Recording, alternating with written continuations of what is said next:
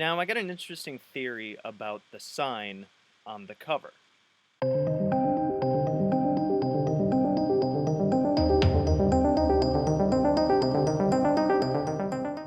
Now, I know in a previous video I said that the sign on the cover really has no purpose in the book, as far as rituals and stuff go, which is why it kind of irritates me when people get a necklace of it or they get a tattoo of it for the being like a symbol of the Necronomicon. Sure.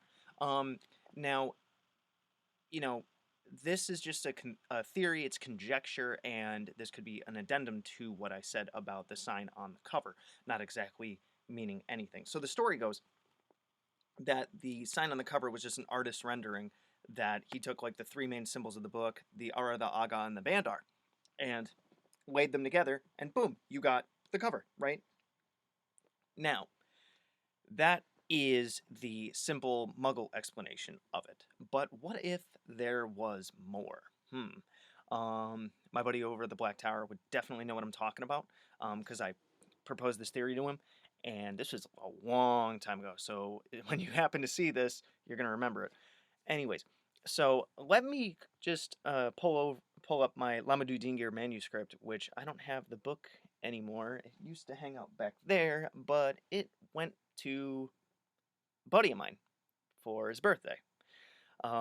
So it says in the testimony of the Mad Arab Part 2, not exactly sure what page it is in here because I'm actually looking it up on my Lamadou Dingir manuscript, which is this book entirely annotated and digested and figured out.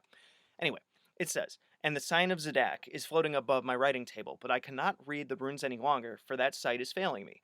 Is it always in this fashion? And the sign is failing me. Is it always in this fashion?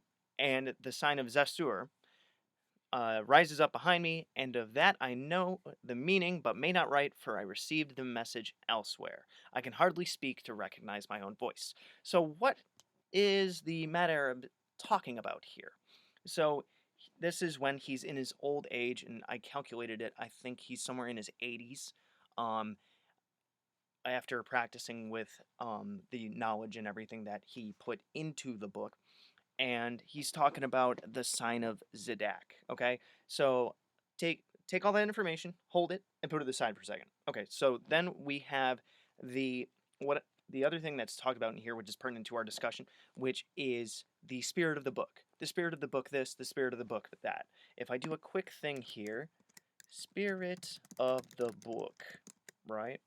Because he says spirit of the book. Remember, in the end of the book. Okay, so therefore we know of a given spirit that is just mentioned and is not given a sigil, and we know that the spirit of the book helps it to protect itself, helps it to unveil parts of it as you work through the book.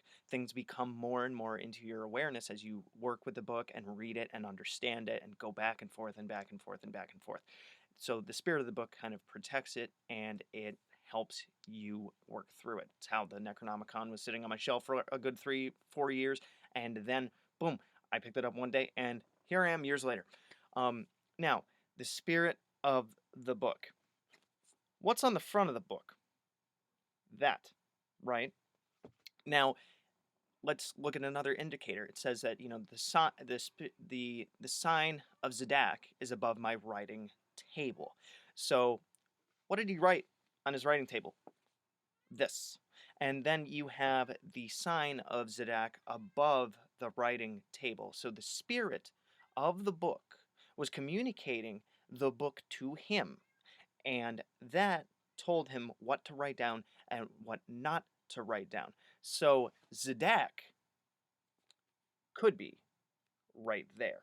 So if you think about it, the Ara, Aga, and Bandar, which combine to create this sigil right here, those are the main three things of the book, because it is the superego, ego, and id.